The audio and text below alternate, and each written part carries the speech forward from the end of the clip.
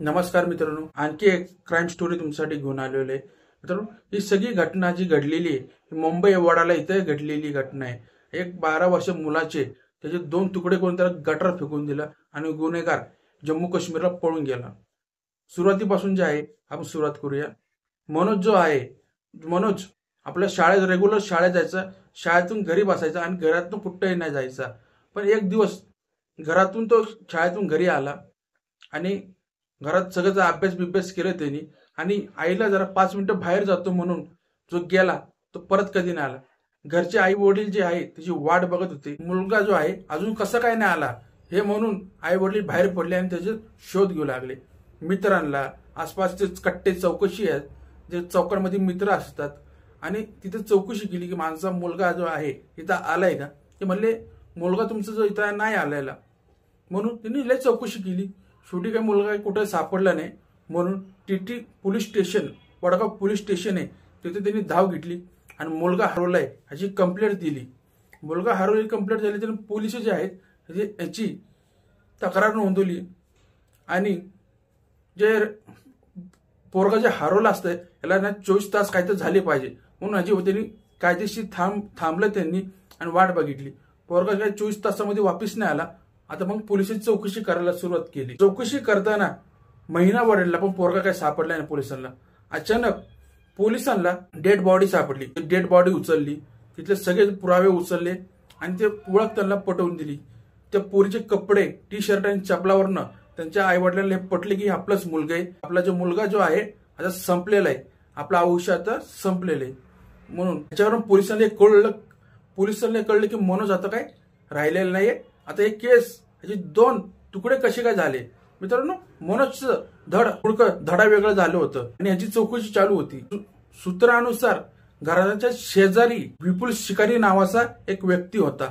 त्या व्यक्तीबरोबर मनोजची खूप बारीक मैत्री होती आणि ह्याच्यावर पोलिसांनी परत चौकशीला सुरुवात केली। तेव्हा संशयामध्ये विपुल शिकारी जो आहे हा संशयास्पद लागला त्यांना आणि पोलिसांनी ह्याला विपुलला उचललं आणि आपल्या पद्धतीने ह्याच्यावर चौकशी सुरू केली। तेव्हा पोलिसांचे 2 दांडके पडले।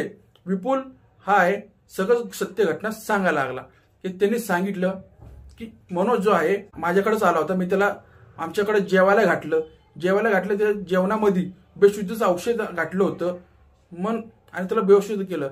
विपुल आणि माझी आई म्हणजे विपुलची आई हे तस्करीचे धंदे करायचे, म्हणजे पोरांची तस्करी करायचे। विपुल जो आहे आपल्या आई जे सांगत तसंच करायचा, म्हणून विपुलने जे जेवणामध्ये बेशुद्धीचं औषध घातलं होतं ते त्याच्या आईच्या सांगण्यावरनं केलं होतं। आणि पण मनोज जो आहे त्याला लवकर शुद्धीत आला आणि हे बघून त्याची आई जी आहे ही तिचं डोकं सटकलं आणि त्यांनी मनोजच्या डोक्यात धारदार शस्त्राने डोक्यात काहीतरी घातलं आणि जागेच मनोजचा जीव जे आहे मनोज जागेवर मेला। तिथंच विपुल जे आहे त्याला कळलं की आता हा काय पोरगा राहिले नाही। मग विपुलने त्याचे 2 तुकडे केले। महिनाभर त्याचं बॉडी आहे घराच्या फ्रीजमध्ये ठेवलं आणि त्याच्यानंतरच ते त्यांनी गटारामध्ये फेकून दिलं।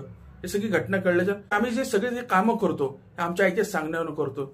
विपुल आणि विपुलची आई हे बांगलादेशनं मुंबईमध्ये आले होते। हे लोक क्राईमचे धंदे करतात, तस्करी करतात, दारूचे धंदे, जे भेटेल ते कामं जे करतात ते गुन्हेगारी क्षेत्रातले। तिथनं पहिले हे बांगलादेशमध्ये गुन्हेगारी केली होती, तिथनं तिने काहीतरी कांड केलं मग ते पळून मुंबईमध्ये आले आणि मग इथं पण तिने तसंच केलं।